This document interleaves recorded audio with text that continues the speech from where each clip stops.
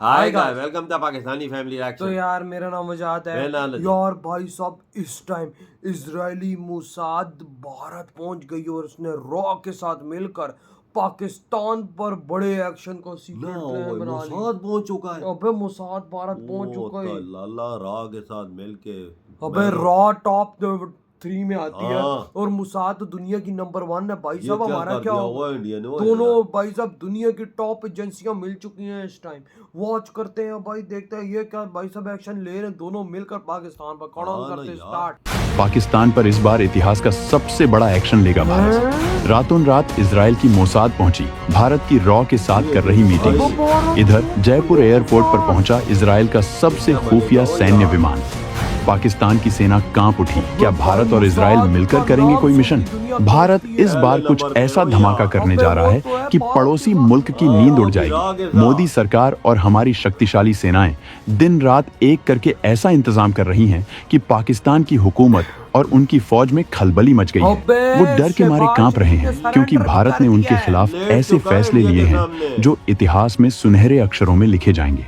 सिंधु नदी का पानी रोकना, पाकिस्तानी नागरिकों के वीजा रद्द करना और भारत में मौजूद उनके लोगों को 48 घंटे में देश छोड़ने का अल्टीमेटम, ये वो कदम है जिन्होंने पाकिस्तान को हिलाकर रख दिया है। लेकिन दोस्तों, असली भौकाल तब मचा जब भारत के सबसे करीबी दोस्त इजराइल ने खुलकर हमारा साथ दिया। जी हाँ, इजराइल की खूंखार खुफिया एजेंसी मोसाद भारत पहुंच चुकी है और हमारे रॉ के साथ गुपचुप मीटिंग कर रही है। इतना ही नहीं, जयपुर एयरपोर्ट पर इजराइल का एक सैन्य विमान भी उतर चुका है। यानी कुछ बड़ा, कुछ धमाकेदार होने वाला है। सोचिए, जब दुनिया की दो सबसे ताकतवर खुफिया एजेंसियां एक साथ आ जाएं, तो क्या मंजर होगा। इजरायली पीएम नेतन्याहू ने पीएम मोदी को फोन करके कहा, हम इस लड़ाई में आपके साथ हैं। ये दोस्ती, ये एकजुटता पाकिस्तान के लिए खतरे की घंटी है। लेकिन असली सवाल ये है, क्या रॉ और मोसाद मिलकर कोई गुप्त ऑपरेशन शुरू करने वाले हैं? क्या भारत अब इजरायली स्टाइल में जवाब देगा? इजराइल ने भारत में सैन्य विमान क्यों उतारा है, हम आपको बताएंगे इस धमाकेदार खबर की पूरी कहानी। तो बने रहिएगा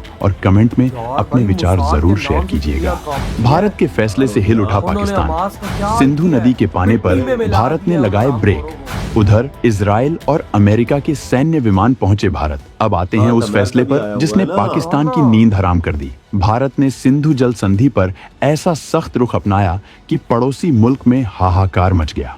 1960 में हुई इस संधि के तहत भारत को सतलुज, ब्यास और रावी नदियों का पूरा पानी इस्तेमाल करने का हक है। लेकिन हमने उदारता दिखाते हुए पाकिस्तान को सिंधु, झेलम और चिनाब का पानी दिया। लेकिन अब जब पाकिस्तान कश्मीर में अशांति फैलाने की साजिश रच रहा है, भारत ने साफ कह दिया, अब एक बूंद भी पानी नहीं मिलेगा। अप्रैल 2025 तक भारत ने ऐलान किया कि हम अपनी नदियों का 100% पानी अपने लिए इस्तेमाल करेंगे। विश्व बैंक की 2024 की रिपोर्ट के मुताबिक पाकिस्तान की 90% कृषि सिंधु नदी पर निर्भर है और अगर ये पानी रुकता है तो उनकी अर्थव्यवस्था को 12 अरब डॉलर का नुकसान हो सकता है। यानी उनकी खेती, बिजली और रोजमर्रा की जरूरतें ठप हो सकती हैं। ये कोई छोटा कदम नहीं है दोस्तों, ये भारत का वो मास्टर स्ट्रोक है जिसने पाकिस्तान की आर्थिक कमर पर सीधा प्रहार किया है। इसके साथ ही भारत ने पाकिस्तानी नागरिकों के लिए वीजा नियमों को और सख्त कर दिया। 2024 में भारत ने सार्क वीजा प्रोग्राम को पूरी तरह बंद कर दिया और जो पाकिस्तानी भारत में थे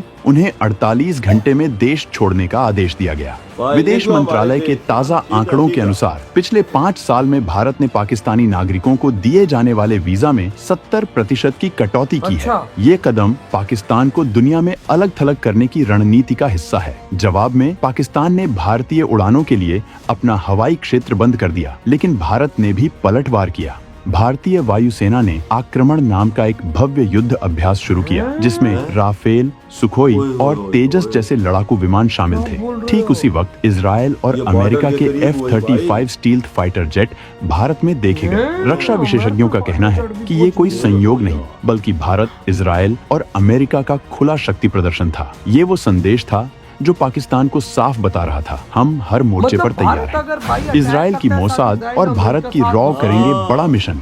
पहले भी कई मिशंस को साथ में किया है दोनों एजेंसियों ने। अब वो सवाल जो हर हिंदुस्तानी के दिल में है, क्या रॉ और मोसाद मिलकर कश्मीर में कोई गुप्त मिशन चला रहे हैं?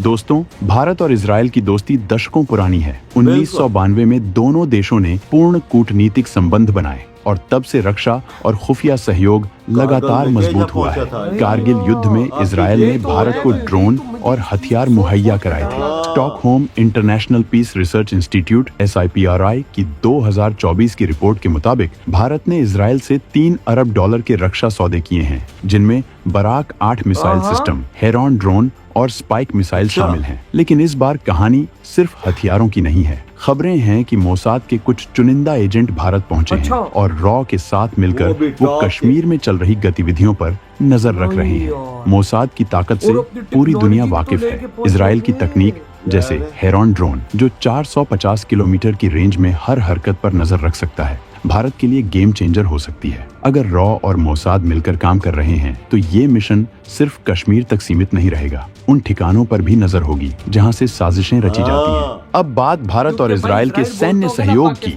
जो पाकिस्तान के लिए सबसे बड़ा सिरदर्द बन चुका है। दोनों देश न सिर्फ हथियार बना रहे हैं, बल्कि भविष्य की तकनीकों पर भी काम कर रहे हैं।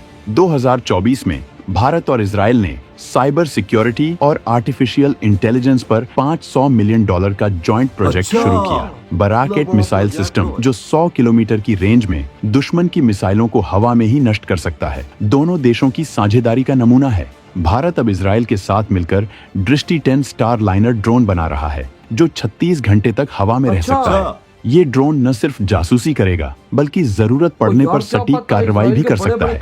इसराइल का ट्रॉफी प्रोटेक्शन सिस्टम, जो टैंकों को दुश्मन के रॉकेट्स से बचाता है, अब भारतीय सेना के टैंकों में लग रहा है। डिफेंस न्यूज की 2024 की रिपोर्ट के मुताबिक ये सिस्टम 90% से ज्यादा काम कर देता है। इतना ही नहीं, भारत और इसराइल स्पेस टेक्नोलॉजी पर भी मिलकर काम कर रहे हैं। 2023 में इसरो और इजरायली स्पेस एजेंसी ने एक सैटेलाइट प्रोजेक्ट पर हस्ताक्षर किए, जो 2026 तक लॉन्च होगा।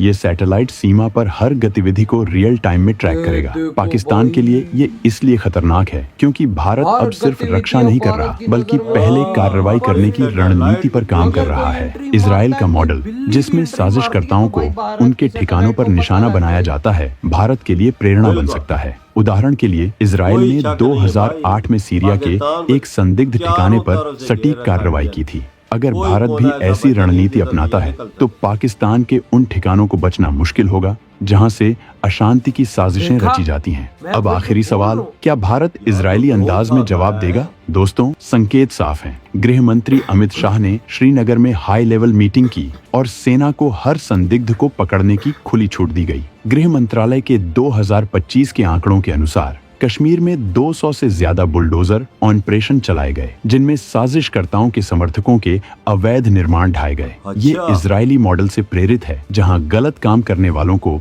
सख्त सजा दी जाती है। ये वीडियो खत्म यार। इस टाइम मोसाद भाई कश्मीर के अंदर एंट्री मार चुकी है। उनके खतरनाक जहाज वहाँ पे खतरनाक टेक्नोलॉजी इसराइल की लेके पहुंच चुके हैं। वहाँ पे इस टाइम रॉ और मोसाद एक्टिव हो चुके हैं हम पर।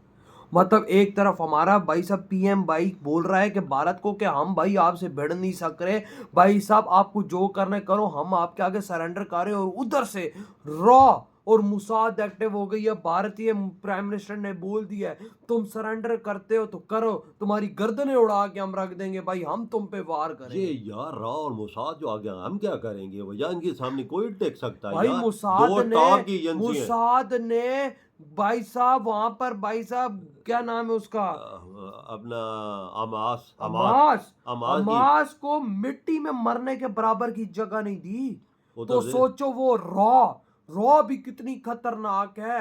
कारगिल के अंदर मोसाद और भाई रॉ एक थे, अब फिर एक हो गए यार। ये क्या हो रहा है? और अपने साथ हथियार भी लाए यार। वही ना, क्या पता टेक्नोलॉजियां कैसी कैसी लाए होंगे, क्या पता भाई साहब वो इजराइल की सैटेलाइटें एक्टिव हुई हो भारत के लिए। भारत के अंदर पूरा भाई साहब बॉर्डर का एक एक चप्पा ये वो भारत उधर से बैठ के ना देख रहा हो। ये भी चीज हो सकती है यार। ये टेक्नोलॉजी हमारे पास तो है ही नहीं है ना। हमारे पास तो कोई चीज भी नहीं है जैसी देखने के लिए जो उनके पास चीज है। अंतरिक्ष से देखा जाए तो मुझे क्यों लग रहा है कि मिस्टर मोसाद रा को एक चप्पे की खबर दे रहा है भाई ये बॉर्डर की साइड। तुझे पता है कि इसराइल की टेक्नोलॉजी कैसी है? वो अगर तो नीचे पहली भी चल रही हो उसे भी देख लेता है ऊपर भाई एक चूंटी भी नीचे घूम रही है, देख ले। वही ना, क्योंकि मोदी जी ने बोला मौका ढूंढ कर हमला करेंगे।